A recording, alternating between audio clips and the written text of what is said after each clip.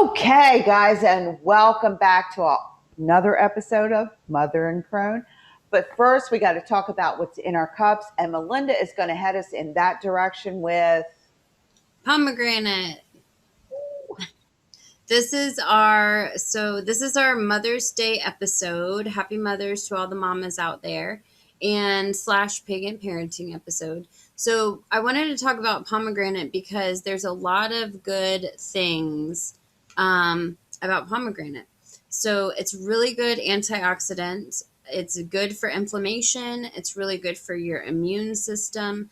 It's also Some studies have shown that it might have anti-cancer properties, and you can also use it as a facial toner. I'm not sure if I already said weight loss, sorry.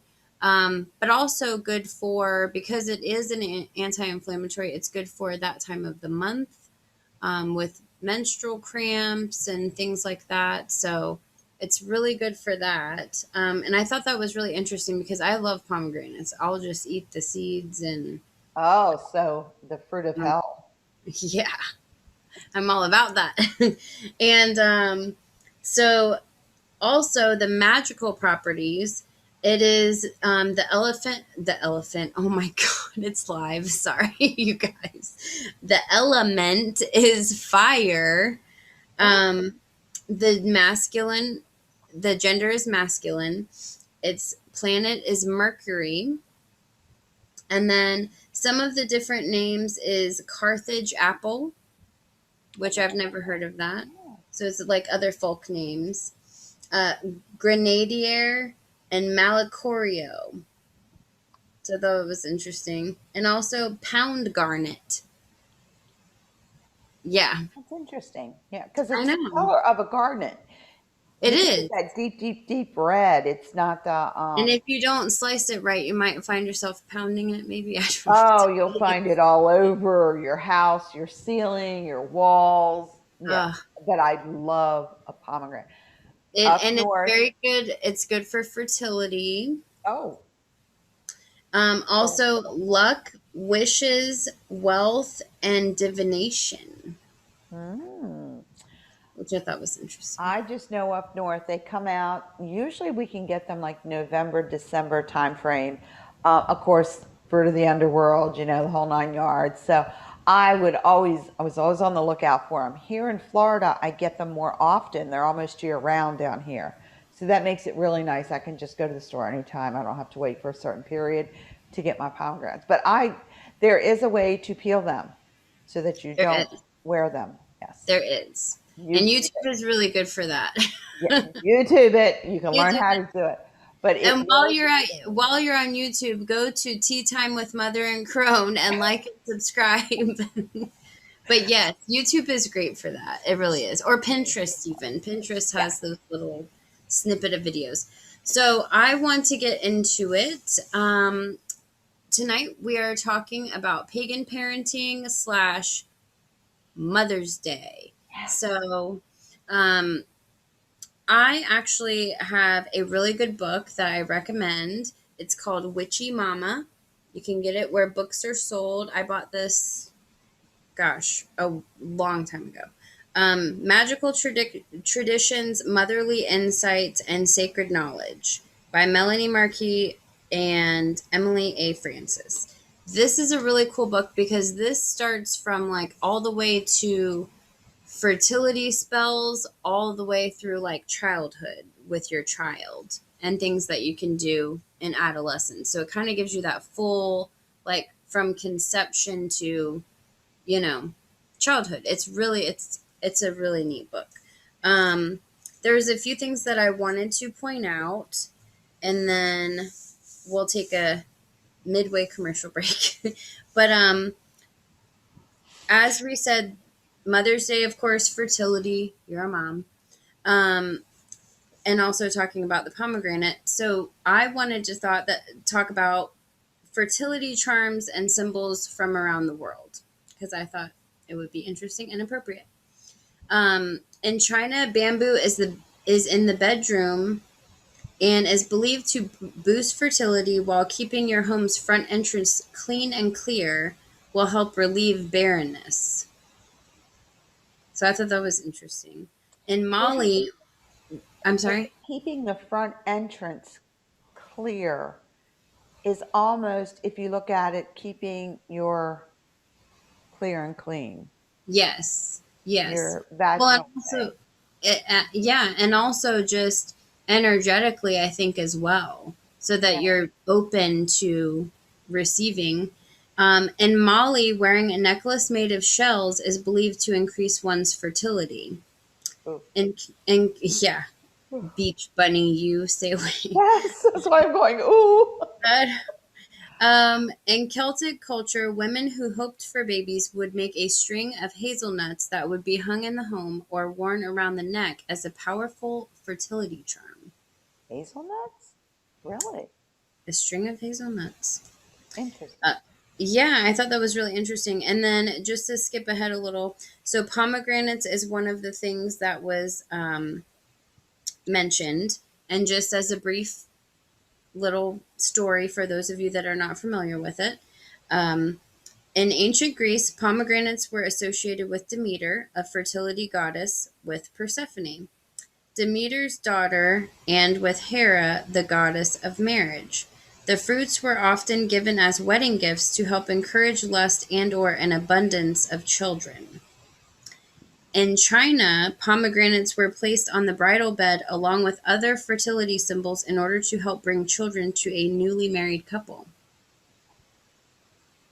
In Latin America and other places where Santeria is practiced, pomegranates take a prominent role in certain fertility rites. Oh, I did not know that. I did not know that either. Um, and it says the rite requires the woman to write her name on a piece of paper and to place the paper between two halves of a pomegranate. Yamaya, a Yoruban moon goddess, is then petitioned to help make the woman fertile, just like the fruit. And then it even includes the pomegranate fertility rite in full detail in here. Oh, wow. Very cool. Yeah. Another one is coconuts for fertility. Really? I Co- know. In Bengal, the milk from a green coconut that had been blessed by a holy person was considered to be a powerful potion to boost fertility. Okay, that's interesting. I I thought that don't was see the interesting. connection, but okay. In India, a special vase known as the Purna Kalasha is used in many fertility rites. Filled with water, topped with a coconut, and crowned with a ring of mango leaves. The Purna Kalasha represents the fertile womb. And the coconut is also associated with fertility in Sri Lanka. And then it has a coconut fertility rite in here. Coconuts, I can see the pomegranate because it's a million seeds inside. So Right. obviously fertility. The coconut, I don't see it, but I'm sure it's really cool in the culture. Well, maybe like, and I guess maybe also when they're talking about coconut milk, maybe like Mother's milk, coconut mother's milk. milk. I would maybe. I'm just throwing it out That's there. possible. No, yeah, I don't. it's wrapping your head around another culture's idea of something, Right. and we don't know the behind the scenes story of how the coconut was came to be. Just like we now know the story of why it's called the fruit of winter for the Right. pomegranate, the fruit of hell, because we know the story behind it. So once I'm sure the story behind it is understood, then you'll understand it better. Exactly. And there's also animal symbols. If you like working with animal energy and animal medicine, which I particularly do, I love my animal workings. Animal symbols have also been employed by many people around the world in hopes of increasing the chances of getting pregnant and having a baby. In many cultures, bulls are associated with male virility and cows are associated with female fertility. In China, fish and elephants are associated with fertility. And that kind of reminds me of like a koi pond, even though with the fish.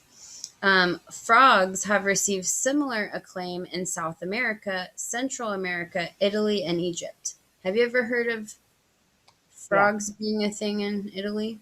yes. Okay. There's a lot of you have to remember Italy, when Rome went out and conquered everybody Right. during the time. A lot of other cultures were kind of drawn in. So there was no actual Roman pantheon. They took the Right. Greek pantheon and converted it. So they did that with a lot of different things. So a lot of times when things they say are Italian, when you go back and look through it, it really wasn't. We just kind of absconded with something, and Right. we're like the Borg. We just absorb.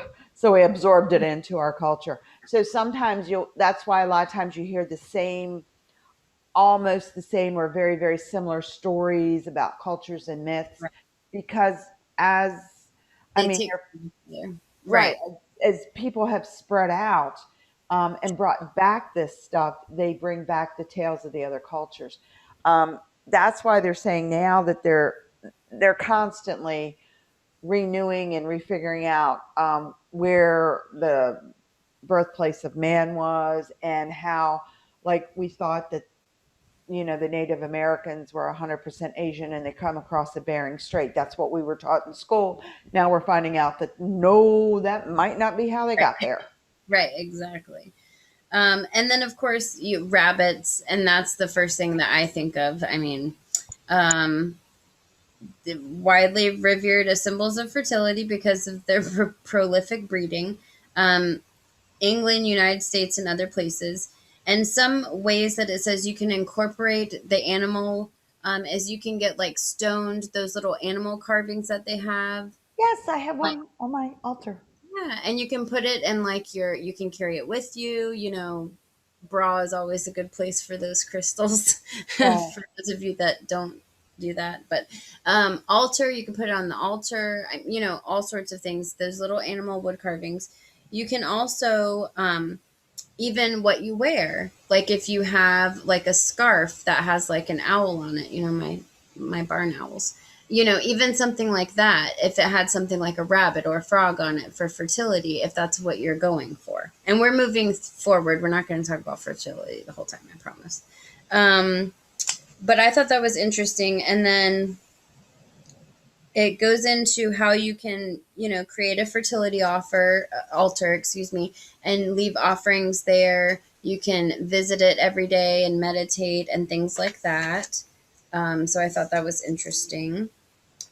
And then moving on to pregnancy, there's essential oils you can use during pregnancy. However, some you should not use, never internally, but there's also some topically that are not safe during pregnancy. So I thought this was interesting to bring up.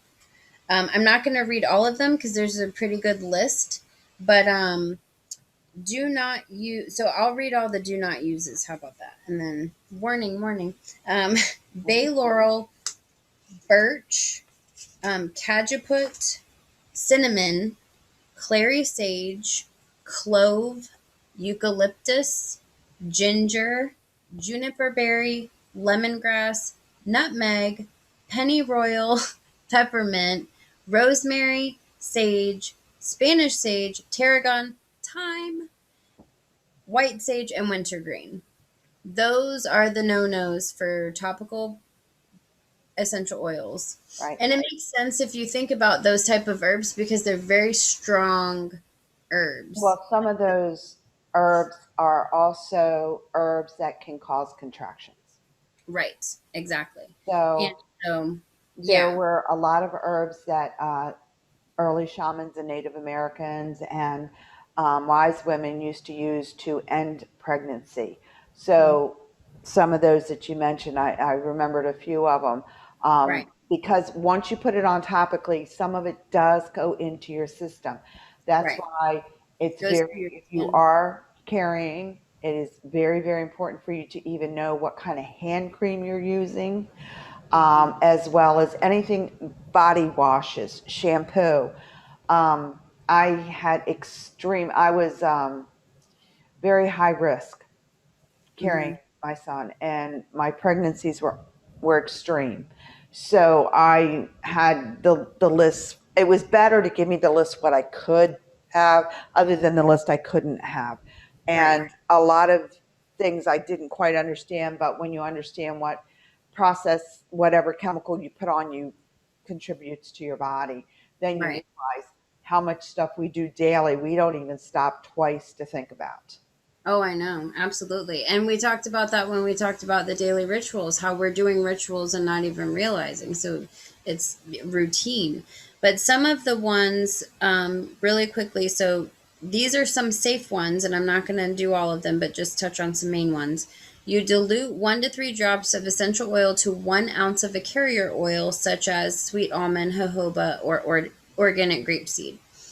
Some of them would be blue or what might also be called as German chamomile. That's good. Bergamot, frankincense, geranium, jasmine, lavender, myrrh, marjoram, rose, and lang lang. I always mess that up. So those are some main ones. So I thought that was important to point out. And I also wanted to touch on mother goddesses of different pantheons. Oh, So moving right on into that, Anahit, and I'm probably saying that wrong again. You know me, I apologize. Is Armenian. She's the goddess of healing, birth, fertility, beauty, water, and wisdom. Her symbols are the rose, the dove, gold, and water. Anahit can be called on to help with conception difficulties, protect the womb, ease childbirth, and aid in lactation. Connect with Anahit through dance, music, or offering of roses or water. You might also wear a special piece of gold toned jewelry to invoke her energies.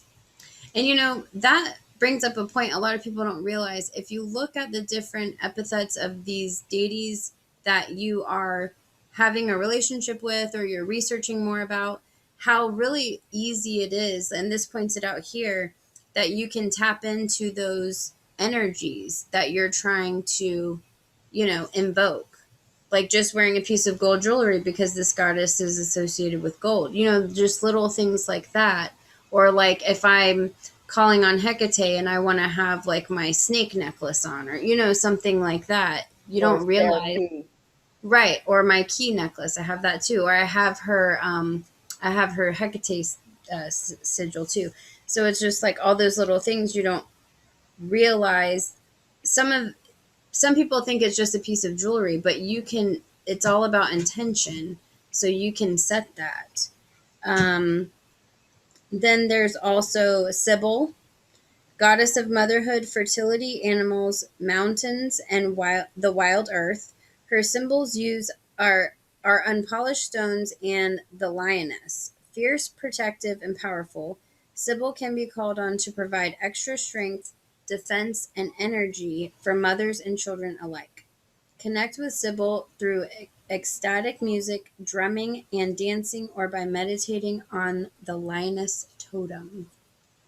So I thought that was cool.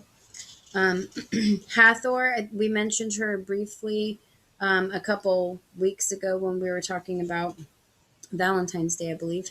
But she is Egyptian goddess of childbirth, motherhood, fertility, love, joy, music, and dance. Known as the Mother of Mothers, Hathor can be called on for protection and comfort during childbirth to help ensure a pleasant and successful pregnancy, and to increase the joy and pleasures of motherhood.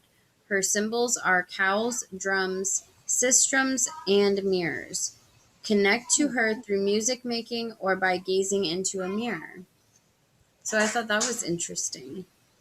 And then I was trying to find some more lesser knowns, or at least not as mainstream. Um, well, those are the two main ones. Then, of course, you have Rhea, which is a Greek goddess of motherhood, fertility, mountains, and the earth. Gentle and comforting, Rhea can be petitioned to lessen the pains of labor and bring the mother's strength during delivery. Her symbols are the lion, the oak, and the chariot, and you can connect to her through playing drums, horns, or cymbals, through dancing, through offerings of oak leaves, or through meditating on the lion totem. So that I thought that was interesting. We have goddess. deities, and one is a masculine totem and the other is a feminine totem. That's interesting. Well, they say you got to be a strong woman to have a child, and men are not strong enough to have a child. So it's And well, puts it in and perspective a little bit. right. And so also the way that I look at that is the balance, like the yin and yang, the knowing that we do have masculine and feminine energies in ourselves, and it's important to have the balance to draw on both of those aspects of us to be able to, set our intention with certain things. So I thought that was interesting. And then there was just a couple other things I wanted to touch on before we talked more about Mother's Day. Some other animals are bear, confidence, and practicality characterize the mother bear totem, encouraging us to make our kids our number one priority while making the best use of our skills and resources. So I thought that was interesting. In the wild, many bears, such as the American black bear, rely on their mothers for food protection and education. And then it goes just more into, how you could use bear. Crocodile, which I thought was interesting. Crocodile? I know. Wisdom, ferocity, and awareness characterize the mother crocodile totem. Crocodile mothers guard their nest throughout the incubation period, and they're so in tune with their babies that they can hear their cries even before they hatch. Wow. Okay, I I'm know. learning that. I just can't fathom. I know. I thought that was ferocious when danger strikes, but careful and protective toward her own brood. The crocodile mother reminds us that both strength and gentleness are necessary for successful parenting. I would have never thought of I crocodile. That would have been the last creature. I'm thinking lioness, yes. Makes sense. Elephant, bear. Bear. I You mean, always hear mama bear. right. And you already associate that. I Have my alligator tooth. Not a crocodile, but I have my alligator You tooth have because, an alligator tooth. Yeah. when in Florida, you kind Yeah. of, When in Florida, right? actually, gator is quite tasty. I will tell you, I had it. It's Yeah. It's done right. Now It, there has been restaurants here where I'm like, so caveat, but yes, it's good. it's cute. And we I, don't want any hate mail from that either. We're allowed to say that. um, just a couple other things on the animals. So eagle is far seeing and high flying. The mother eagle totem illustrates the value of attaining a broad minded yet keenly aware perspective on parenthood. Eagle moms, and it reminds me of like Boy Scouts because of your background. Eagle moms keep a close eye on their young, staying with them in the nest for the first couple of months, then gradually moving to nearby perches to continue overseeing and providing food until the eaglets are able to fly and hunt on their own. So I thought that was the eagle mother reminds us to take a step back sometimes and see the bigger picture. So I thought that was I interesting. can kind of see eagles in Maryland. We have a lot of sanctuaries, and they are very, very protective of their nests. So Right. I can kind of see that more than I can the crocodile. Sorry, I'm still wrapping my head around the crocodile. I know. And the one thing about bear I wanted to point out, so although they're quite busy, mother bears know the value of rest. So be sure to save some time for extra sleep and relaxation. And we've talked about that in past episodes about the self-care and to know when you have to put yourself first and mom needs 10 minutes to meditate and leave me alone. Um, Elephant for commitment and compassion are the trademarks of the mother elephant totem, nursing their young for up to 3 years. Well, they carry the baby for how long? I know. Like, And I know. And keeping them close throughout childhood or beyond, elephant mothers are a source of affection, strength, and reliability for their children.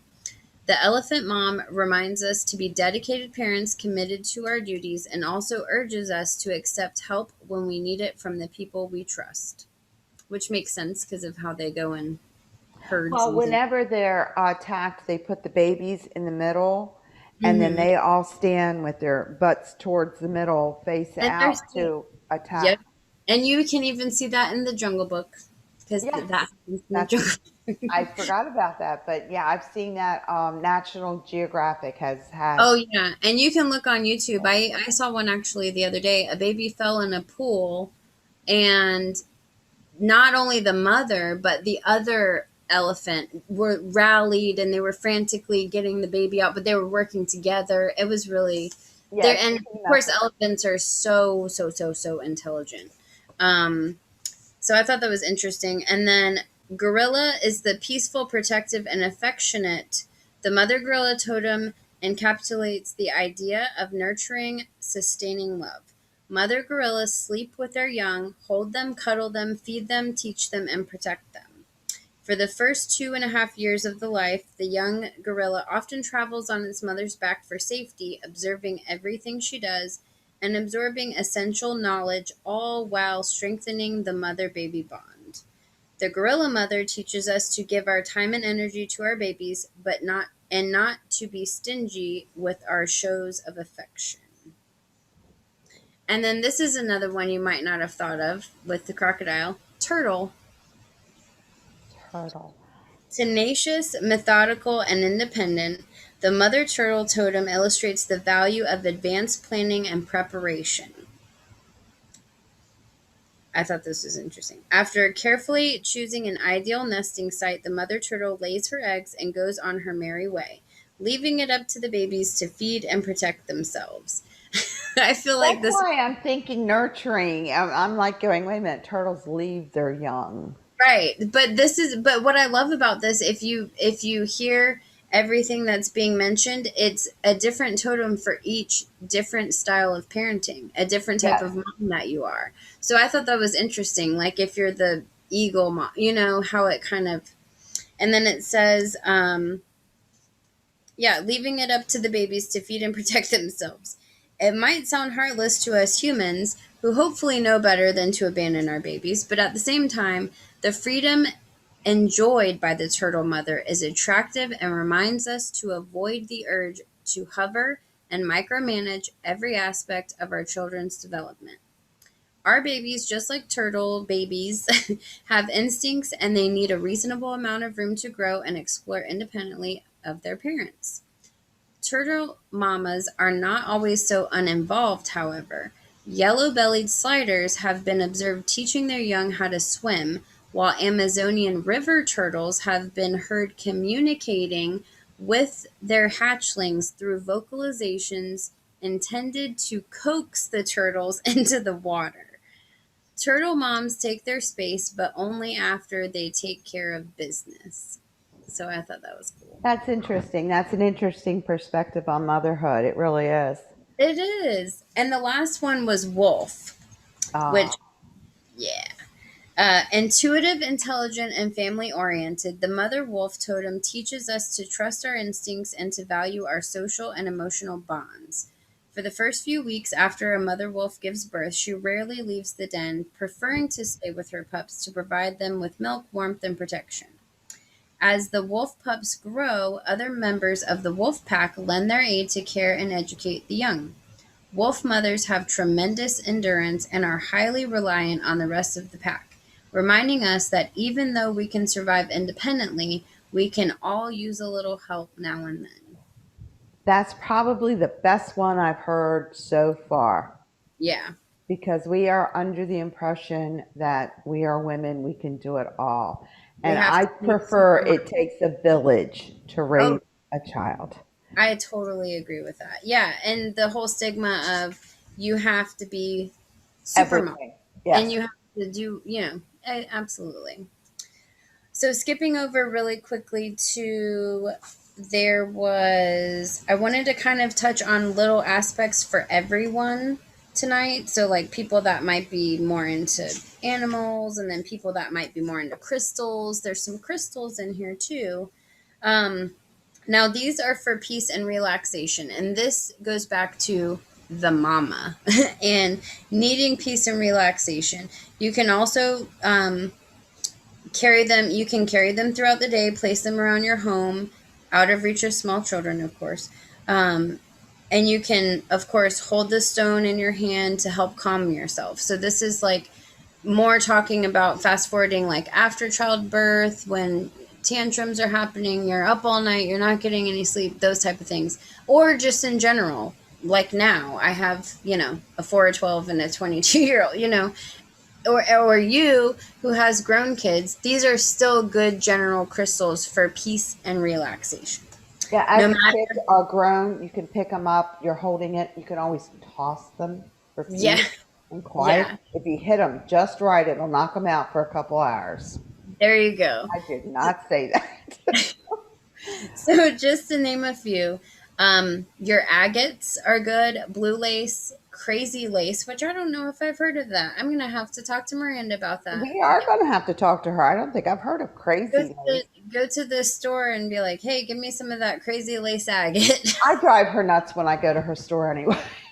And then moss agate also Oh, eases fears, relieves stress, and encourages hope and cooperation. Amethyst lowers stress, restores balance, brings contentment, transforms negativity, and promotes peace. Aquamarine clears the mind, calms, relaxes, promotes peace. Um, and they all are relatively the same, so I don't want to just kind of be repetitive, yeah. but carnelian, howlite, jet, lepidolite, moonstone, rose quartz, and topaz were some good ones. So I thought that was good. And then as far as it also talked about different scent magic for sleeping to help your kids go to sleep. Now, I still have to deal with that, and she's 4.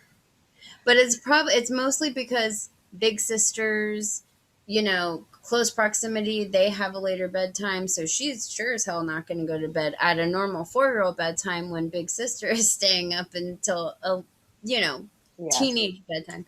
So it's like, but I have, luckily, it's kind of fun for Fiona. So we'll do like, it's like the night night magic lotion, and it's all full of lavender and stuff like that. And but you can also do little satchels. That's really sachets and little mojo bags. You can make your own sprays with essential oil and spray their pillow. I used to always do that with the kids.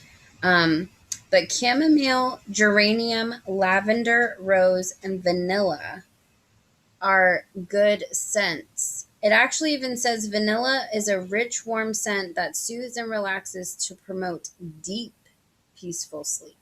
Now, I love vanilla, but you always hear about lavender, but you don't necessarily hear Yeah. about these for You don't sleep. hear about that. I mean, Always lavender's hear always about been out lavender. there. Yeah. Yeah.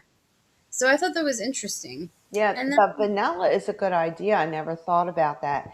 The other thing I like, if you have a smaller child who will not get out of the crib or an older child that you can trust around the little misters, you can drop a few essential oils in that and mist the room with that. Kind of like a humidifier when they're little, when they need, their nose opened up and you run the eucalyptus. yeah. Yeah, Yeah. well, you can do the lavender the same way. We had an issue. All children go through it. There's a period of time where they don't want to sleep. When Mm, it's usually critical when you need to sleep, they can't sleep. I've noticed that there's something in the mechanism there. yeah. And yes, I I know. have used the lavender in, his little mister. I, fill it up with like lavender, and you set it there and it's like, it would help. Any And also, kind I try to make it fun. Like, you a know, nighttime well, ritual usually makes it fun. If you it do does. some kind of something that they know that it's special, that it's, just a certain thing for them kind of thing, and it makes it a little bit easier. Yeah. And there's Because times when you need the Benadryl. I, yeah, yeah. So Fiona and I, because she, out of all the kids, has like, at this age, is like the worst about going to bed. But like I said, she also has the older sisters where, so, but we make it like a fun little thing where we talk about dreamland, and we go and we'll visit each other in dreamland, because I'm sort of trying to teach her like the astral plane, and trying to wedge that in there, but like she doesn't realize what I'm getting at yet. She's 4. but but we kind of make it fun, and in her mind, she loves mermaids, so she's like, we're mermaids in her dreams. And so we'll meet each other in dreamland, and we'll talk about, well, what color is your mermaid hair going to be tonight? Oh, and what color is your fin going to be? And we just make it fun, and we talk about the Sandman, and we're like, come on, the Sandman's waiting for you. He's got to sprinkle his Sandman dust and get you all to have a good night's sleep. Just little fun things like that, and it helps. Most of the time, most Yes. of the time. There it was. I had a 2-year-old teething and a 16-year-old, and I now I look back and I'm like, oh my goodness, my daughter would come in and you're grounded for a year. Why, what did I do? You breathed. Right. You We just all have those moments. you do. And it used to be you grew up multi-generational families together, so there was always someone that could help you, usually an older female relative, grandma, aunt, that could come over and just give you those little words of wisdom when you are at your wits end, and you're a mess, you're in a puddle in the middle of the floor, and you just can't function. Come in and just tell you a silly story or just help you along. We're very much isolated now, and we've almost done that to ourselves. And I think that's a real shame. We don't celebrate our motherhood with our womanhood. Yes. And we miss the growing up with the grandmother or the aunt or the great aunt. I mean, some of us were lucky enough to see those. And you kind of isolate. You go to a different town, you move somewhere different, you're just hanging out with friends your age. But what you're missing out on is all of those years of wisdom. Right. I was fortunate. I got to grow up for a period of time with my grandmother, my father's mother. So there were words of wisdom that were given to me. There were things that were said. His My father's brothers and sisters were all very close, um, and so I grew up with a lot of aunts and uncles that I was close with. So it Right. kind of helped that I had that gap to fill in. But I was the only relative in Baltimore, and when I gave birth to my son, there were things I didn't know. I, I adopted. I had older children, but I had this newborn, and it's like, now what do I do? And I was fortunate. I did have an aunt who would relay things to me like, don't you remember when you were a baby and this happened? And I'm like, sure, I remember. Right. Okay. But we isolate now, and we're not looking at those generations that used to be like a house down or across the street or even in the same house, where they could Right. give you some of those words of wisdom. So it's much harder for women today because you're not, very many times, you're not even in the same state as your mother. No.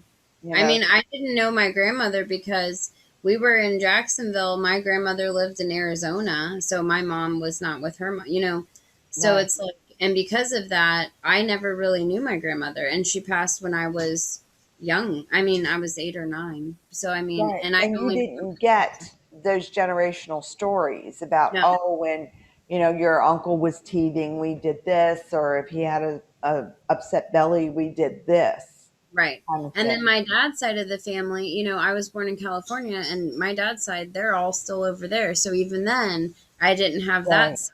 So it's like, and I mean, of Yeah. course, we talk and things, but it's not like that in the home, seeing Or each other close every by, month. right? That they could say to Right, you, you could say the baby's been up all night. What am I going to do? And you're in tears and your nose is running. And, you have this older female who can say, let me tell you how to fix that. you know right. and I was very fortunate. I did not have my mom, but I had a wonderful aunt and probably the world's best mother-in-law. Cool. I had one I of don't, I, later yeah, on I I didn't. had a really great mother-in-law too, and I miss her. Yeah, She's passed now, but yeah, I mean, it's I so funny was when I hear about all the mother-in-law stories because it's like, boy, I got lucky because mine was awesome. Like, uh my mother-in-law Shipley was probably a saint. She is, I swear she is. Hmm. She would come over every day and help me with my son every day. Yeah. And everybody, all you women can relate to the 2 year old who can absolutely get into everything and climb everything. And you might be at 4 o'clock in the afternoon, you're still in your pajamas because you have not had 10 minutes quiet time where you could get into that shower. She would come over every day and watch him so I could at least get my shower. That is awesome. And That's really awesome. she used to say to me, "Oh, I feel like I'm being a burden, or if I get to be an annoyance, do you know how much I depended on her to come over every day? Oh yeah, I bet. She will be here in 30 seconds. And If I can rest out." what always killed me is like, oh, when your baby sleeps, you sleep. No, that's when I'm doing everything else I gotta get done, like laundry or whatever, washing my face or washing my butt. It's like gotta take a shower. It's like, yeah, no, I remember having the baby monitor in the bathroom with me while I showered just so I could shower because I had, maternity leave and Mike's job for Haley at least. He got paternity leave with Fiona, but the job he was at with Haley, he only got to leave, to see her, meet her, and he had to go back to work. Like there was no, so it was just me a lot of the time by myself, except for at night. And even then, I breastfed. So, he would help as much as he could, but it's like you can't breastfeed. So, and I couldn't pump. So, he couldn't help in that department at all. So, it's like I have to shower. It's like, Right. And that's what I'm saying. I had this woman every day, Monday through Friday, at my doorstep. that's And awesome. there would be days when she'd come to that door and I would just hug her and cry. Yeah. And she was one of those, "It's okay, honey. We're going to get through this." And it was like those words, hearing those words were, I don't know, it's like breathing life back into you again. And every mom out there can relate to that because you have those episodes or those periods where you question, am I doing this right? Am I good? Is my kid going to grow up warped? I mean, you have all All of this and and your there's head's like, no rule book. There's no rule book. There's none of that. they don't come with a manual. I It's look, trial and error. unless somebody stole my manual when I had my son, but he didn't come with one. There were just, and there's seriously, unless you have a very close relationship with an older woman, there's questions about your body and things when you have a baby that the doctors never tell you. So I was fortunate I could ask these, what I thought were stupid questions, but Yeah, they turned out to be legitimate questions.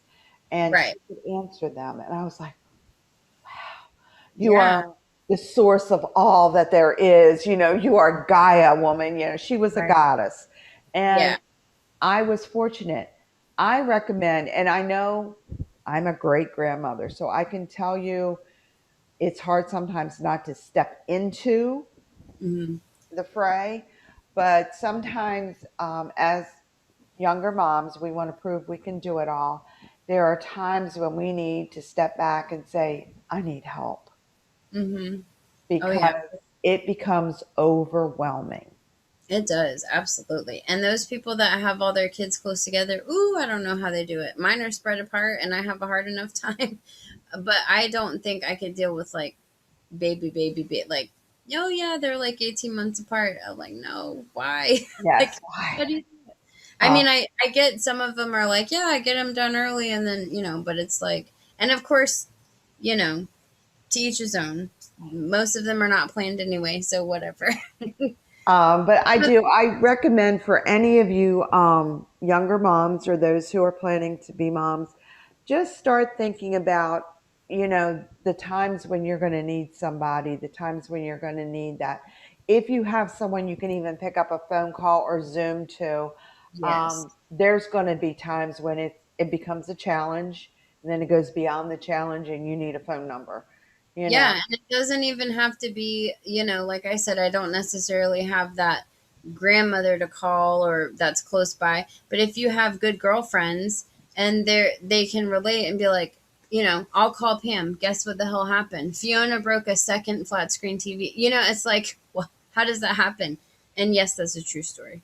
Um, But it's nice to have someone you can talk to because there's a lot of things, and we talk about it on Red Tent. If you get a chance to do Red Tents, if you guys do them in your different traditions or your different temples, mhm. I think I'm going back on the Red Tent circuit again soon.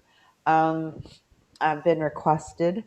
Um, it's good to join a red tent and have that group of your tribe of women, your village that's going to help you raise this child, Mhm. and having a couple of different ideas and things that you can think of to do because sometimes it won't work with one child. What worked with one won't work with another child. And I will tell you that I think they're purposely genetically predisposed that way because you get it down pat with this one and you have this one and it's And it throws a wrench in the whole thing. You're like, hey, I did this again. That's actually kind of why I thought it was a bright idea to start my first degree when Fiona was a month old, because my train of thought was, well, this isn't my first rodeo. I wasn't thinking that they're 8 years apart, and you would not believe how much changes as far as baby products and things you can buy and different types of cribs and different types of strollers and different, just in 8 years, just from 2009 to 2016. I'm I like, know. And it's 2000, excuse me, when insane. I was pregnant. And like I said, if you don't have somebody who is, you have a couple different opinions because what works for one won't work for another, but at Right. least if nothing else, they can tell you the child will survive. Right. And also the same can be said for parenting styles. What, you know, doesn't work for one parent works for the other. We all have different parenting styles. But really quickly, I wanted to touch on a couple other things as far as the kids go, and then we'll take a little um we'll wrap it up soon, but we do have to announce the winner of the giveaway. So before I continue, we do have a winner.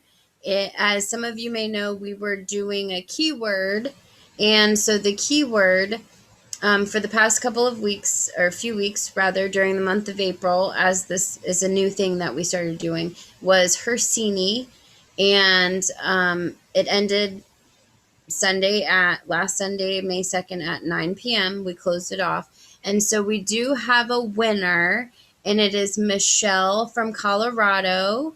So congratulations. You're going to get a tea time mug. Okay, Michelle, we'll get that out this week in the mail and get it out to you so that you now can have your mug. And if you can take a picture of the mug, Yes. that would be Or you can, if you don't want to be in the picture, as we said before, especially, well, I can't recall if she said she's near the mountains. Like, of course she is, she's in Colorado, but like, I mean, then you in could the just take mouth. a picture of the cup, in front of the mountains.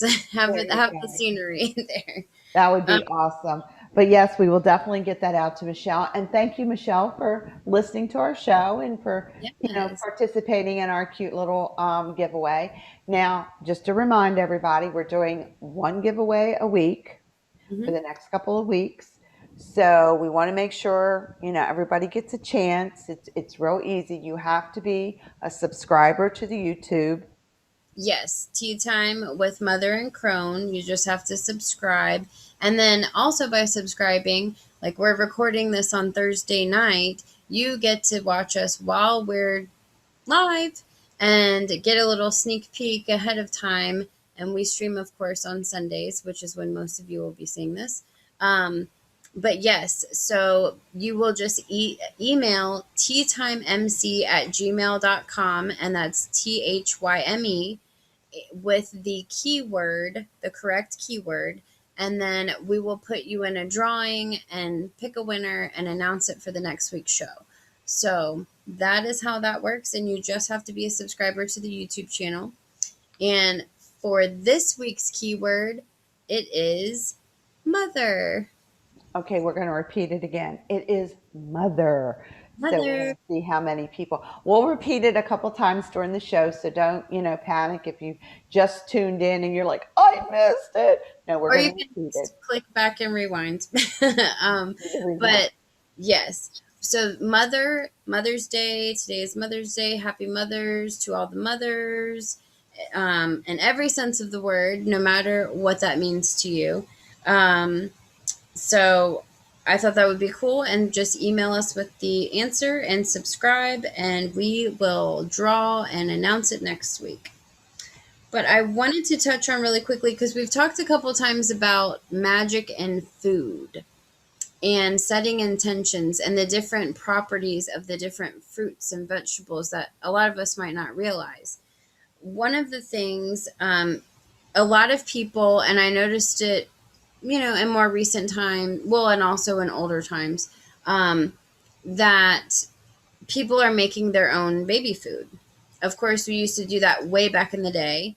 But Yes, we then do. everybody was a Gerber baby. Everybody was a Gerber baby. But now it's sort of become like a trendy thing. They have like even a magic bullet for baby food. I mean, there's a whole world out there, which is great.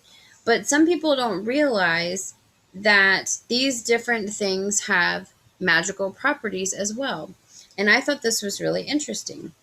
So, and this is specific to baby food and magical attributes. So, apple is for love, happiness, healing, peace, beauty, and vitality.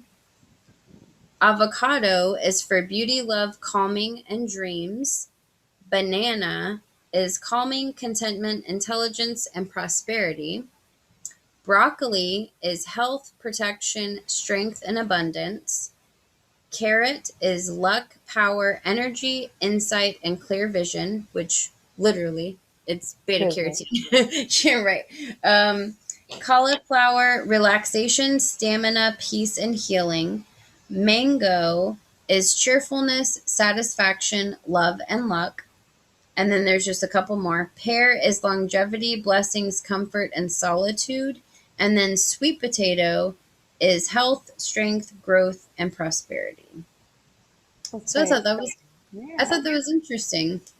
And then jumping forward to kid magic, we've talked about different things that you can do with your kids, different rituals, different ways to get them involved.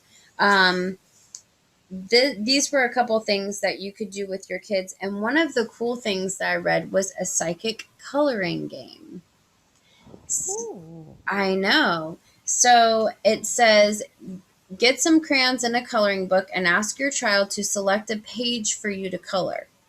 Let your child look at the image for a moment, then ask them to close their eyes while you color something in. With eyes still closed, ask them if they can guess which color of crayon you used and what element of the picture you colored. For instance, did you color the doggy yellow? Or did you shade in the lady's hat blue with pink polka dots? Take turns and see how many correct picks you can make.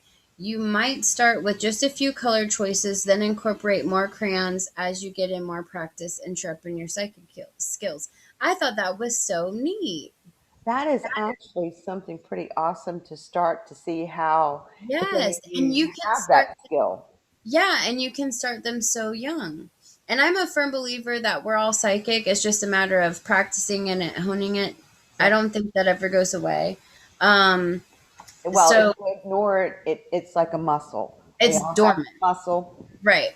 If you don't use it, it's going to atrophy and That it's just going to lay there. pineal gland right there. But once you start flexing that muscle and using it, it's going to develop. So that's not only a great way to develop it. Can you imagine the amazing fun that you can have with Oh that? my gosh, I know. I thought that was really neat. So I had to make sure I included it because I just thought that was so neat. There's another thing that you can do called pick a crystal. Talk about five or so crystals and show the child all of them. Choose crystals of different varieties such as smoky quartz, rose quartz, citrine, clear quartz, and amethyst. Of course, make sure they're large enough so the child doesn't choke. Encourage your child to touch and play the crystals. Let them get to know the energy of each crystal and then take the crystals away for a moment. Have the child close their eyes, then place one crystal in the palm of their open, flat hand. Tell them to keep their eyes closed, but see if they can tune into the energy of that crystal and tell you which one it is. So Wow, I that's thought, pretty cool. I know. And then another variation of that is pick one of the crystals and let your child charge it, holding it in their hands and filling it with loving, happy vibrations. That's another lesson that can be learned, teaching your kids about charging and what that means. Energy. Yeah. And just tell them to hold the stone and think of something happy or something they love and send their energy into the crystal. Next, mix the crystals back together. Have your child close their eyes and place the crystals on their palm one by one, asking them with each crystal if that's the one they charged so that they can feel that energy. Wow. And I thought that was really interesting because a lot of times, and when I do readings or something, or when I'm doing Reiki sessions, I feel everyone does it differently, but like for me, it's almost like a rubber band pulling the middle of my palm is the only way. It's like a real tight tension, and then there's heat when I feel it. So I thought that was really neat. And there's all these little lessons in these fun things, and they're fun. They're fun. You can do them with your My kids. goodness, you can do the coloring book. I really like because that's something you can do at any age. Any Because age. we all like to color, even me. Yeah. I have my Well, own and even the book. crystal you can do with any age. Yeah. And then it talks about touching trees, which I have a adorable picture of Fiona just like whispering to a tree. Oh my gosh, it was the cutest thing. We were at a park and she was just whispering, and then she would put her ear up to the tree. It was so cool. Um, but touching trees is another wonderful way to encourage your kids to explore the magic and energy of the world around them. Let them feel the various energies of different trees. Let them sit at the bottom of a tree and look up. Let them hug the tree. Let them feel the bark and the leaves. Let them try to stand like trees. Go to a park or wild area and show your children different trees like maples, oaks, or pines. Have them place a hand on the tree and ask them to notice what the tree feels like, what kind of energy it seems to have. After trying this with a few different trees, ask them to close their eyes. Lead them by the hand to touch one of the trees, or perhaps a different tree of one of the same species. Ask your child if they can tell you which type of tree it is just by feeling its energies. I feel a camping trip with Crystal's Cavaliers coming on. I know. I thought that was interesting. And for those of you that don't know, Crystal Cavaliers is our children's ministry slash scouts group with the Corellian tradition. We are revamping the handbook to make it more Corellianized. Um, However, we are going to be starting to do ritual again. We're going to start doing Zooms again and having the meetings with the kids and the different lessons and things like that, and talking about and doing stuff just like this. The coloring, I could totally see us doing the trees and the coloring. Yeah, I can totally see that. Even with the quartz, you The can crystal. actually, with the crystals, you can actually just go and get the rocks that you see Yes, out in the while wild. you're out in the world, out and about type thing. Exactly. It does not have to be a mineral. It can just Right. be, It can yeah. actually be just it. But it's kind of fun, to be able to do your witchy thing and include your child in a It is fun witchy thing where you're right. And then, like we've talked about before, it instill, it's memories. It's what they're going to remember and what they may teach their children if their children, decide to follow the path. um, and then it talks about earthing. We've talked about that yes. before. Going barefoot is a great method for staying in tune and in touch with the grounding, nurturing, strengthening energies of Mother Earth. If you're somewhere safe where the ground is free of pokey objects, Encourage your kids to go barefoot. Ask them if they can feel the energy of the earth climbing up through the soles of their feet to help nurture their spirit and ground their bodies. So there again is another lesson on grounding. You got the charging with the crystals, you got the psychic energies with the trees and the coloring game, and now you're learning how to ground. You're teaching them how to ground. And we've talked about this before. It doesn't have to be super complex and overwhelming. Like, don't overwhelm your kids. They're not going to have fun. They're not going to want to do it. And then there was rattle crafting, magical paper planes and helicopters, bubble wishes, and you would love this, a DIY fairy garden. Ooh. Yeah. And a boo-boo soothing charm for the boo-boos. Oh my gosh, that would be perfect because they can make their own boo boo charm. They can. Yeah. And it's basically just talking about move your hand. So basically have the hand above the injury. Don't touch it, but instead just hover over it. And this is similar, Reiki. Try to tune in to your child's energies. Move your hand back and forth and notice the difference in how the energy from the injured part feels in relation to the feeling you get from the surrounding skin. And this, of course, is like talking about scrapes and things like that. Not like a broken leg. These are boo boos, people. um, so, can you feel heat or a sort of sharpness or tingling? This is the pain or infection.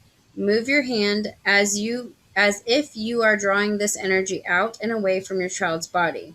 Pull those painful energies up into your palm, hold them tightly in your fist, then shake your hand vigorously while you say or think neutralize.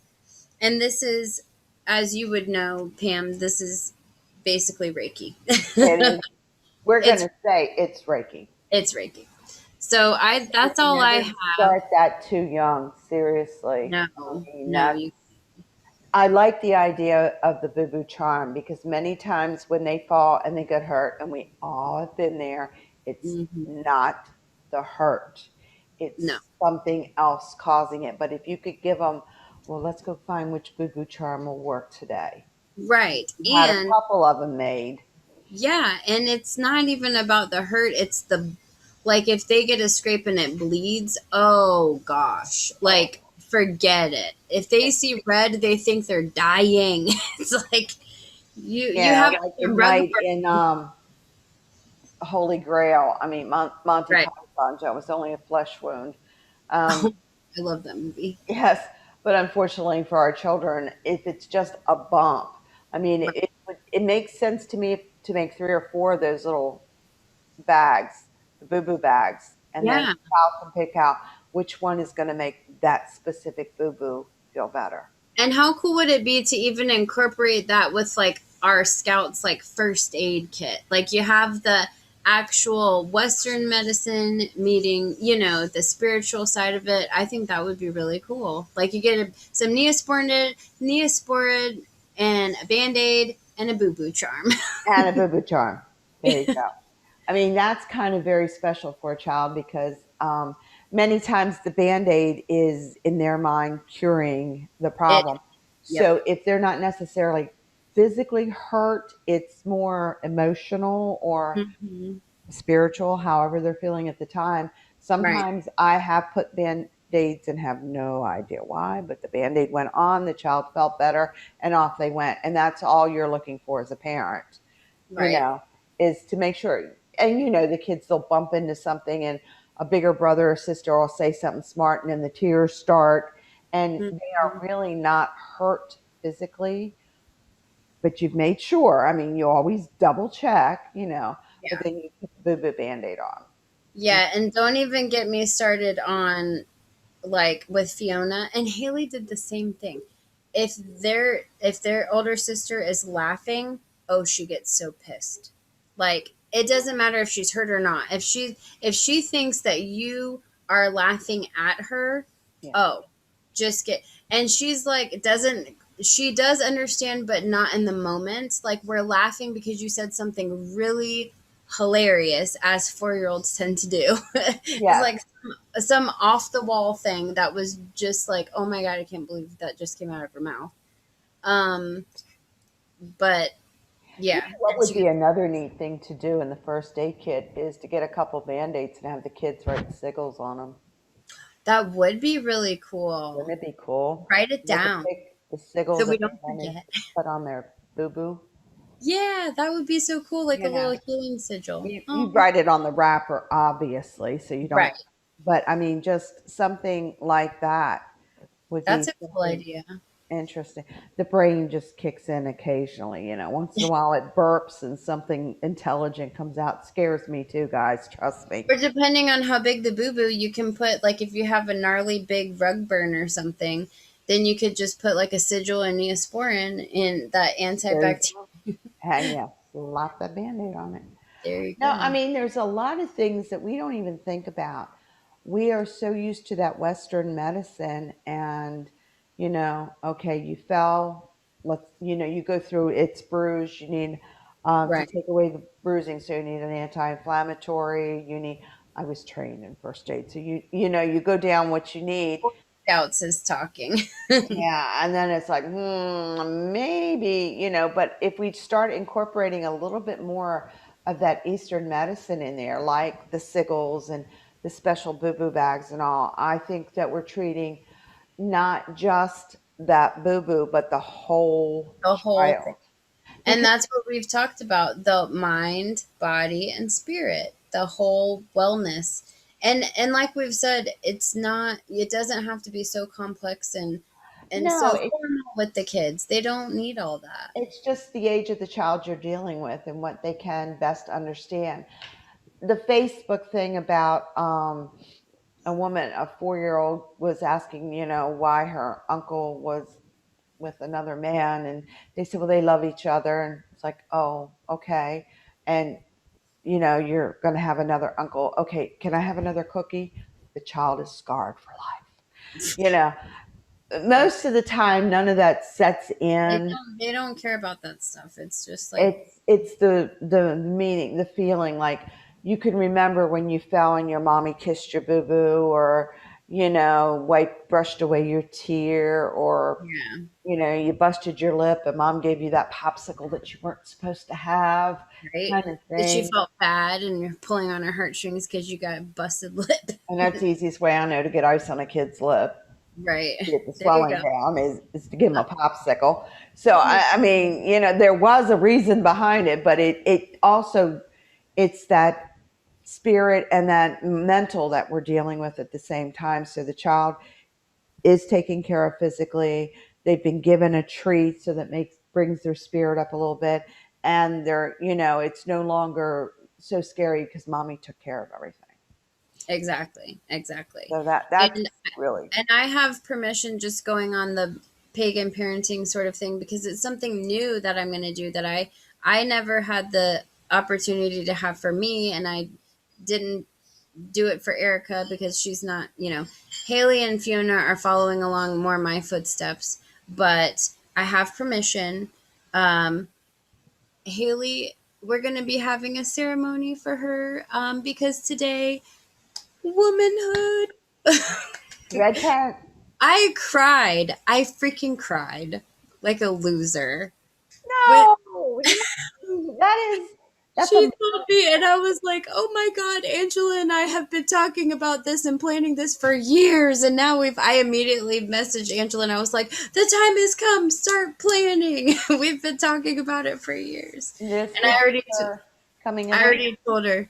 I know. I told her. I said, just get ready because all your fairy godmothers are going to be putting on a ceremony for you. And she was like, oh, okay. Oh, you've got to get Lord Don to get you the coming of age certificate he draws. Oh, I didn't know about Oh, that. that's old Mm. school. That's old school. Some of us older ones remember I'll have to butter him up. that. Oh my gosh, he did the coming of age when he did life rituals somewhere in You my probably house. have it in a binder I somewhere. have it in a binder, but Yeah. you might just want to, So kind of. you'll have to come up for that. I'll let you Oh know. my goodness. Yes, I definitely have to come up with that. That's got to be something that is, we always talked about it as the curse, Mm-hmm. the bad stuff, but we don't celebrate the fact. I mean, men celebrate when young men come of age, Right. and we never celebrate ourselves. We always put it in the dark. Yeah. And you know what's really neat is some of the pagan parenting groups I've seen lately, which I didn't know it was a thing, but now I'm hopping on the bandwagon because I think it's really neat. They are putting together like care packages for their daughters, almost like a big gift for the coming of age. And it'll have like a cycle tracker journal type thing. Right. It'll have like different, red candles. It'll have like a pack of pads or something like that, like a care package. But there's some that are so elaborate and really thoughtful. And it's like, wow, how cool. That would have been so cool if I would have had like something like that. I literally got mine playing basketball. I've told the story before. I was only 9, and I Yeah, had no idea when I came running in the house. I thought I was dying, of course. right. And I remember my father's first words were, "She's not old enough." My stepmother reporting, "Well, I have to disagree with you on that one."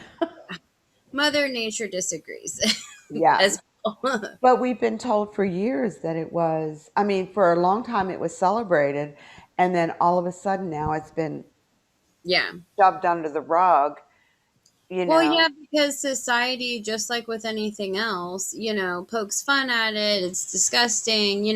There's like that whole famous joke, like, I don't believe anything that bleeds for 5 days and Yeah. doesn't die.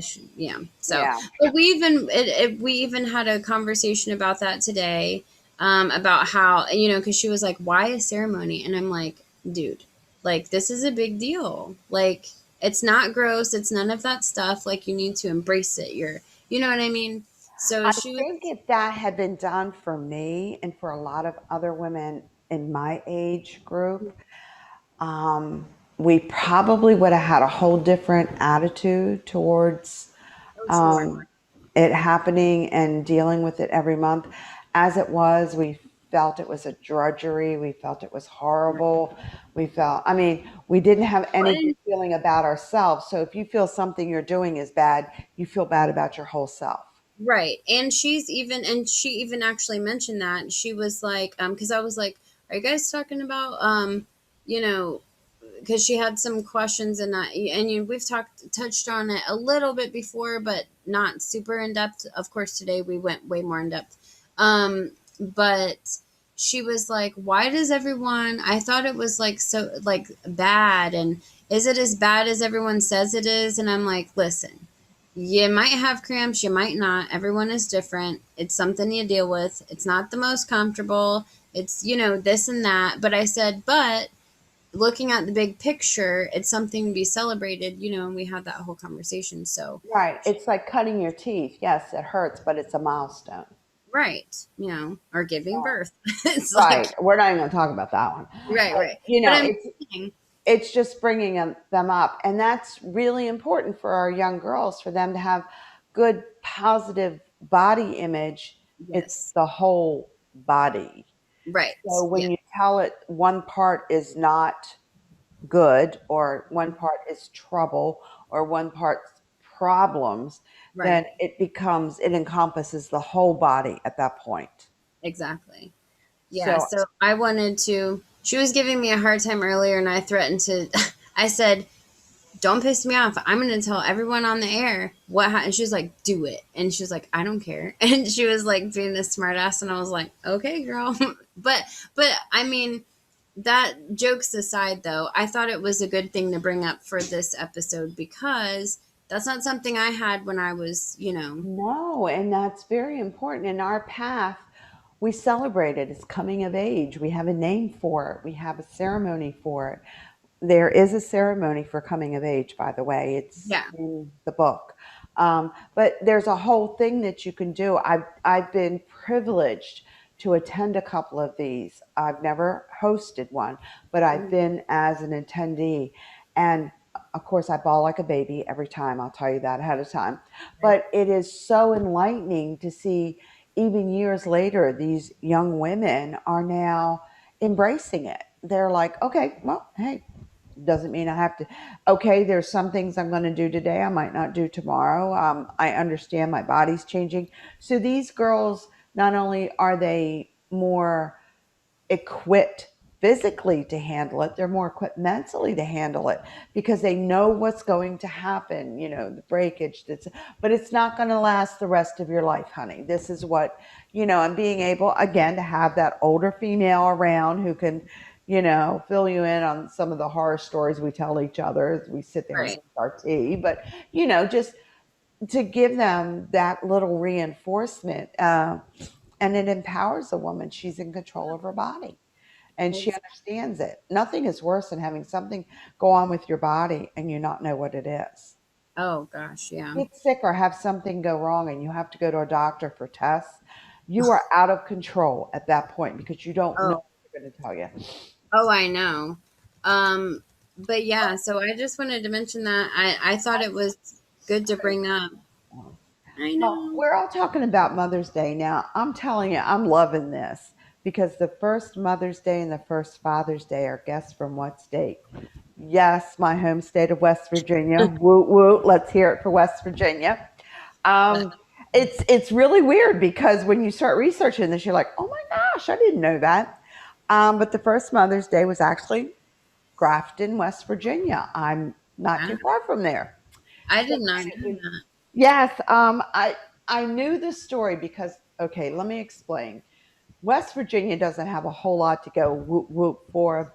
So when you drive into some of these little towns, like the first Father's Day was actually done in Fairmont, West Virginia, which is where my birth certificate says I was born. So when you drive into Fairmont, it says home of the first Father's Day. So Oh, cool. yes, it does. So they have these little placards up, and as a kid, you see them and you totally ignore them. Then, as you get to be an adult, you're like, wait a minute, the first Father's Day was in Fairmont. You You're know, like, like, oh, wow, right. West Virginia is on the map. But most people don't know it. The very, very first one that was official, now you have to understand the woman who did this, her mother died in Grafton and she was very upset and just wanted to celebrate and continue on her mother's love by celebrating a day for all moms because when you lose your mom it is a devastating loss. And the very first one was celebrated in 1907, and Wow. Anna Jarvis was the young lady who held the memorial for her mother at St. Andrew's Methodist Church in Grafton, West Virginia. So Wow. yes, and I just love it. And now the church holds the International Mother's Day Shrine. So if you ever want Wow. to go to the shrine, you need to go to Grafton, West Virginia. Grafton is outside. Now this is sad. I'm going to tell you where it's at because you're never going to find it. It's outside of Morgantown, Fairmont area, and it's if you look for Morgantown, then you look for Fairmont, and then you're going to find Grafton. You when you're from a small Right. town, you start with the community and you work your way up to a town where someone goes, I know that. And that's where you Yeah, stop. But exactly.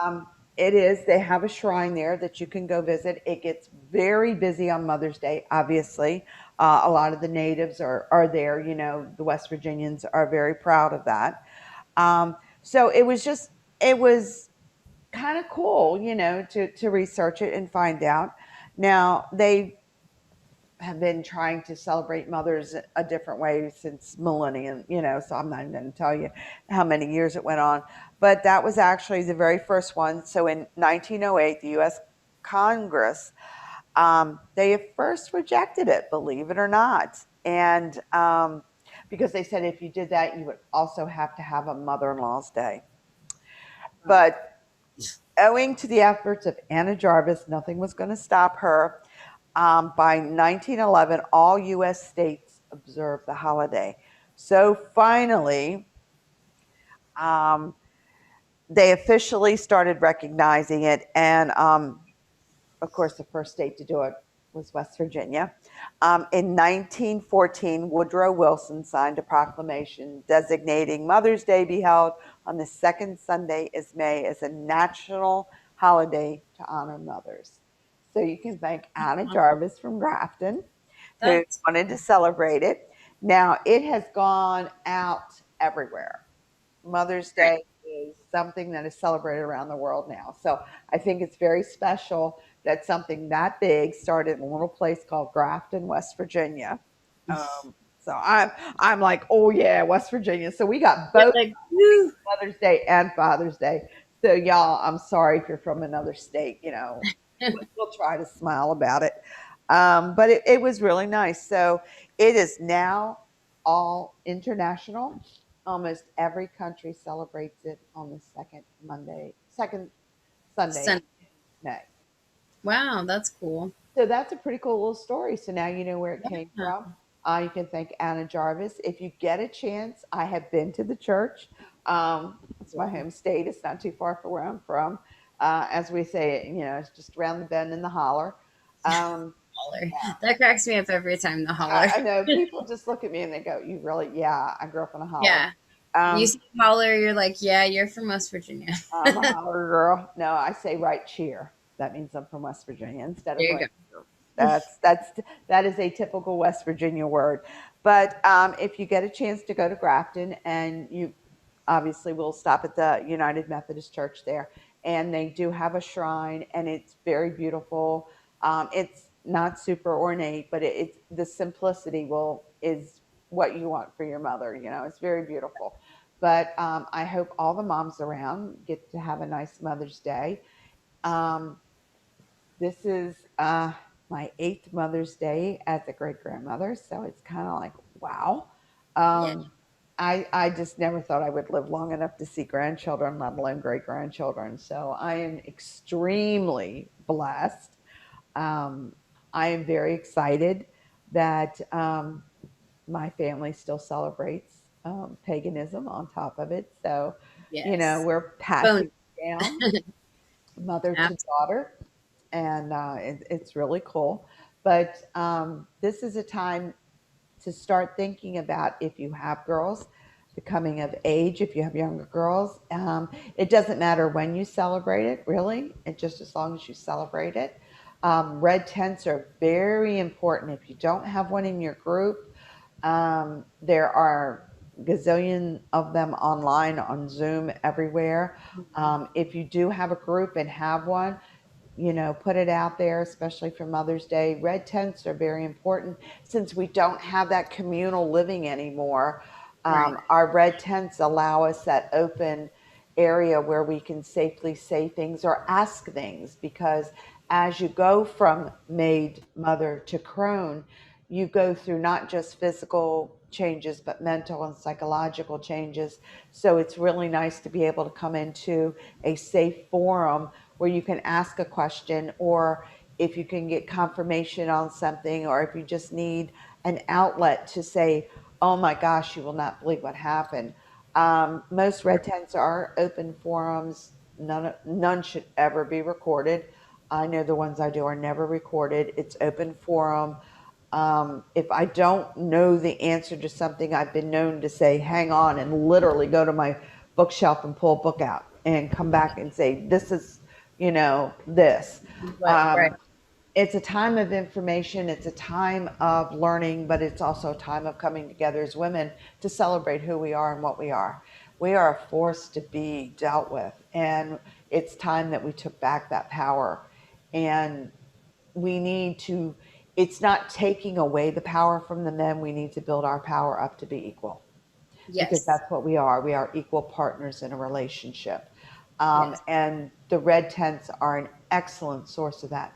Our green tents, I don't know of many groups that do green tents, but Reverend Chad, who does a wonderful men's green tent, allows men the same privilege to come together in a safe environment to discuss things where again we're not living in multi-generational communities anymore, so you don't Not, get those words of wisdom, like will we your also child ever have, stop teething.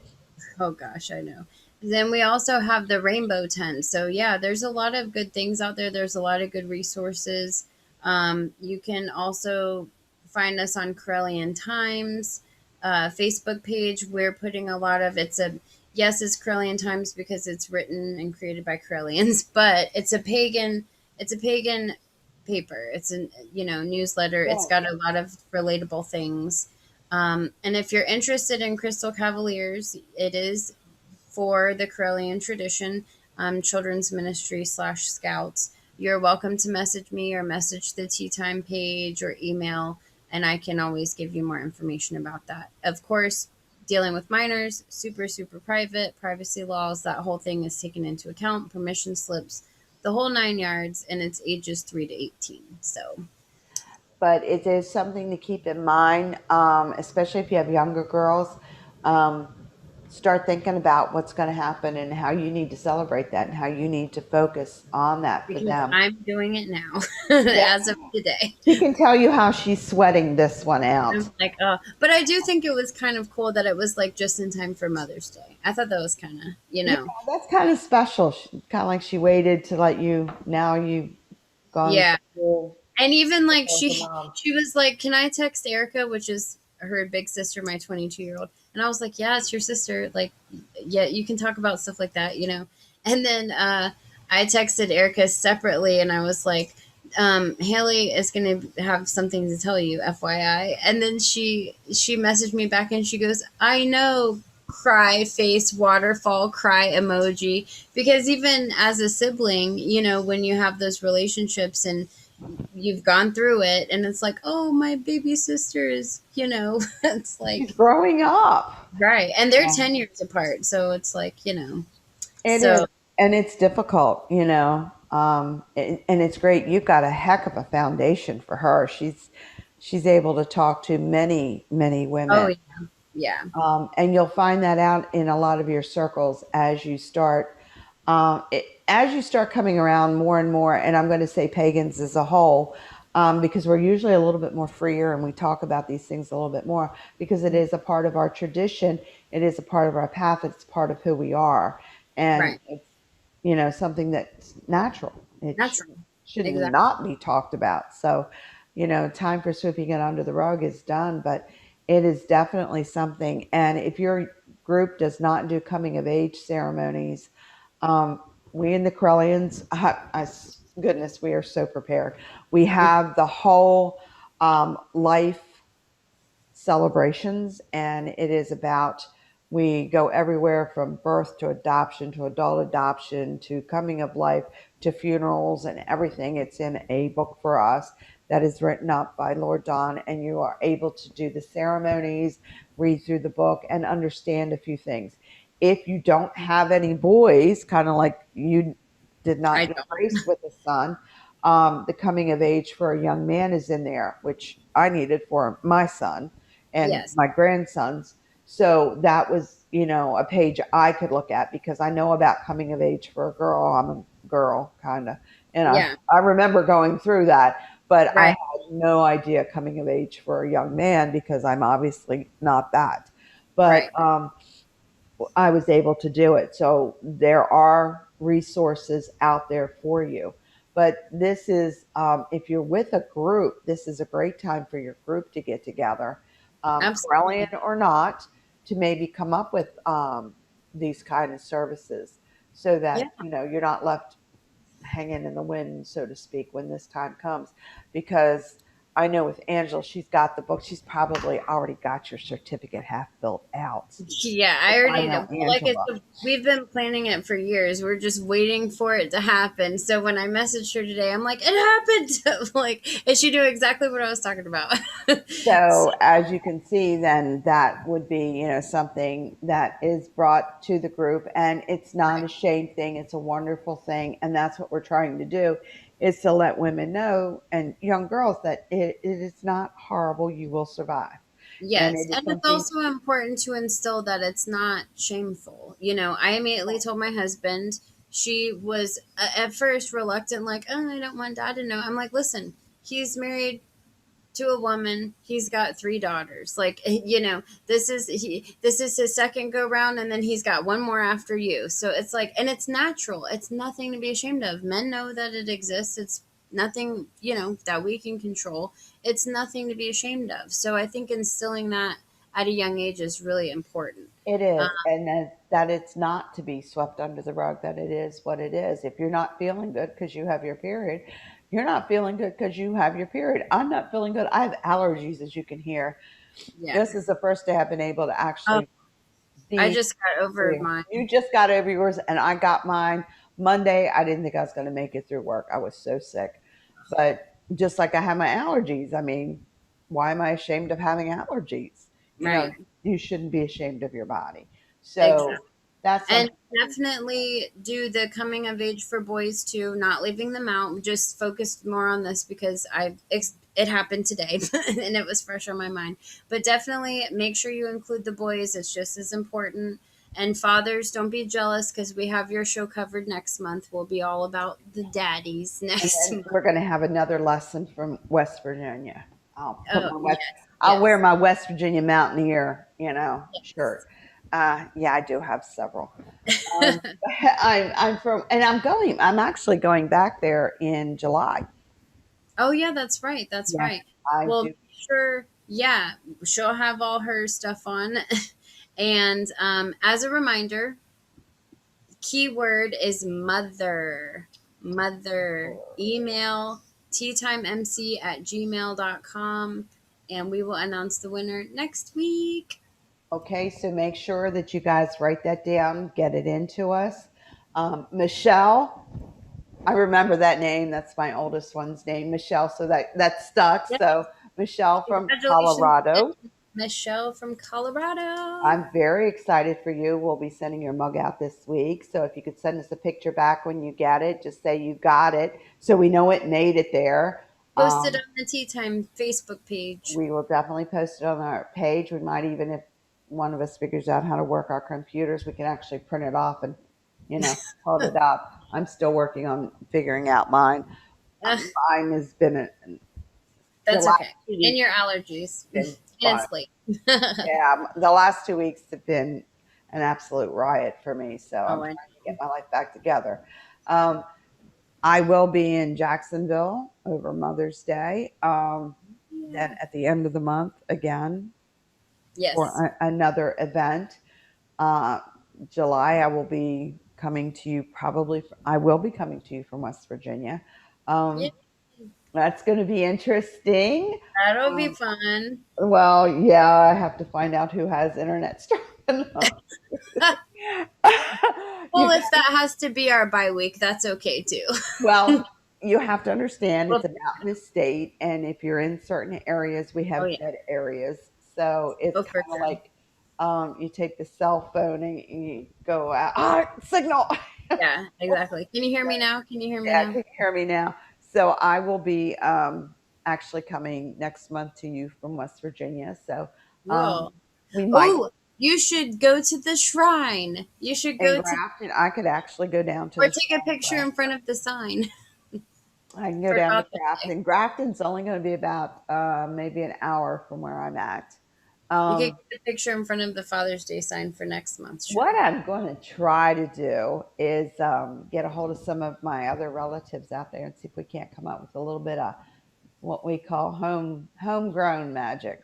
That would be See if I awesome. can't pull up some of the superstitions and the cool things that have happened in West Virginia. And we'll talk a little bit about Get that Appalachia magic. get that Appalachia out on us here.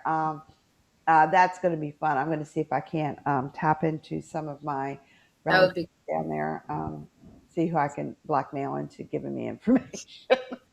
But it's going to be fun. I enjoy going back on occasion to see my what's left of my family. We just lost the last member of my father's generation, so we are down to my generation now. So it's getting smaller as time goes on, but we all understand it's the cycle of life, but it doesn't make it any easier. So it's going to be, I like to go back just to visit that. But when you're talking about your mom, now you got to remember when mom's not around, now is the time. And I really, really push this to get your information, your background, anything that your mother can provide to you, number one, health wise, and number two, in your family, and number three, just things about you as a child. so that you do carry them and write them down for posterity. Because if you don't have Absolutely. your mom around, my mom was gone when I was young. I didn't realize I was lactose intolerant. I just know I didn't like the taste of milk. So when I had my son and we were having issues with formula, fortunately my aunt was like, "Oh, well, don't you remember when you were a baby, you couldn't drink milk either?" Right. I'm like, "Oh, who knew?" And she was like, "Yeah, you were on goat's milk." And I was like, nobody in my entire family up until when I had my son had told me that. Wow. Nobody. And it came as a complete, like, out of the, like, why was no one ever telling me this stuff? And Yeah. everybody assumes that your mother gives you this information. That Right. does not always happen. So I like to tell everybody, if you're a mom, you need to write down everything about your children, put it in their baby books, and hand it to them. Yes. My son was able to take his baby book for his firstborn, and yes, she had a couple things that he had that we Oh. knew wasn't a problem because Yeah. he had it and I had documented it. So just little things like that. So a great thing for your mom would be to sit down and actually talk to your moms, They record. have these cool things out now that has they're like mother daughter journals where it has like a mother side, a daughter side, and they have Right. it for mother son and vice versa. And you it's kind of like a conversation and it's like a getting to know Yeah. you and how it was when you were a kid. I have a couple of them um, that I've picked up that have not been used yet, so we need to do that. But it was such a great show. We Yes. are long on time as usual, but it was so much fun. We don't care.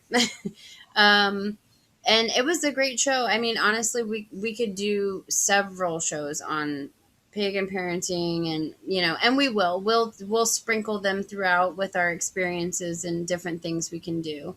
But it was such a great show, and next week we're going to go into divination. Okay. So now you all need to pay attention to the divination part. Right. We're going to Because have a little divination series. So each week we're going to highlight a little different divination each week. So it's going to be fun. so it's going to be a little hands-on. So we're going to have a couple things we're going to show you. So we might not be in the same venues because we might have to move tables and chairs so we can Right. show you what we're doing. Right. I know I'm going to have to shift gears to, make mine work, but Right. we definitely want to do that. And again, remember, guys, if you've missed one of our shows and you're interested in it, Mylinda has done an excellent job at saying what our shows are each time and giving a little, intro on the clips. So if you go into our history pages for YouTube or anything like that, you can flip through and see which one you missed or see something that you might want to, tap back in on that we said something and you now have mother's memory, as I call it, where it's scattered all over the world. Oh my God. Um, Yeah. yeah, and you want to bring something back up. We do offer parenting in almost, if you notice, almost every other episode, we have a little parenting gig in there because that's who we are. We're Right. parents. So we throw this stuff in. Mother Sometimes and I Crone. don't even remember half the time someone will say something to me about my daughter, especially will say, on the show you said da da da. And I'm like, I did. She's like, Oh don't yeah. you ever watch her shows? Like, This is like a reading. Like we're just going with the flow, and it's like we don't remember what happened after the fact. We just know it was good. our script is literally here. We Right. have the basic idea. That's why, We have some good information that we'll talk about and research and things yeah. like that. But We have great information, it's called, internet. internet. But But the other thing is we do really, there's several sources, like we've said before. But and of course, when it comes to magical things, it's more whatever your preference is. Um, but it was really great. I had lots of I fun. loved it. Remember to, if your mom's here or not here, just say hi to her. Yes, And remember again to watch us next week so you can see who won this week. So maybe you can win next week. Okay. that's right. And you can listen out for that keyword. Yeah, we got to figure out a keyword now. Oh, Yeah. that's the easy part. That's her part. She's saying it's easy. I'm sitting here going, I can't remember my name, let alone a word of the week. So we want to thank everybody for stopping in again. Remember, keep it witchy, keep it real. See you later.